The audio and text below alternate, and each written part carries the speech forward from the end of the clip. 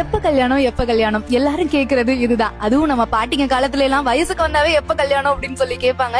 கல்யாணம் குழந்தை குட்டி அப்படின்னு சொல்லி லைஃப் மாறிடும். படிக்கணும்னு ஆசை இருந்திருக்கும், ஆனா பொம்பளை பிள்ளைக்கு எதுக்கு படிச்சுக்கிட்டு அப்படின்னு சொல்லி இருந்திருப்பாங்க.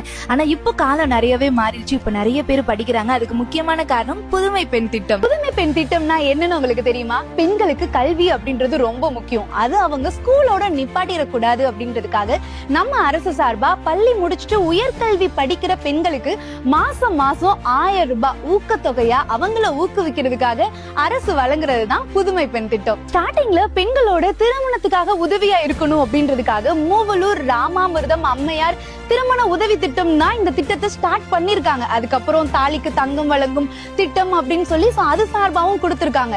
அதுக்கப்புறம் ஒரு பெண்ணுக்கு திருமணம் முக்கியமா கல்வி முக்கியமா அப்படின்னு சொல்லி பார்க்கும்போது திருமணத்தை விட கல்விதான் ரொம்ப முக்கியம் அப்படின்றதுக்காக அதுக்கப்புறம் தான் இப்போ கல்லூரி படிக்கும் மாணவிகளுக்கு மாசம் 1000 ரூபாய் கொடுக்கிற புதுமை பெண் திட்டத்தை நம்ம தமிழ்நாடு முதலமைச்சர் அவர்கள் கொண்டு வந்தாரு. புதுமை பெண் திட்டம் கொண்டு வந்ததுக்கு அப்புறம் இது எந்த அளவுக்கு வந்துட்டு நம்ம பெண்களுக்கு எல்லாம் உதவியா இருக்கு அப்படின்னு சொல்லி கணக்கெடுத்து பார்க்கும்போது தான் 2023ல தெரிஞ்சிருக்கு. கிட்டத்தட்ட மாணவிகளோட சேர்க்கை 34% அதிகரிச்சிருக்கு.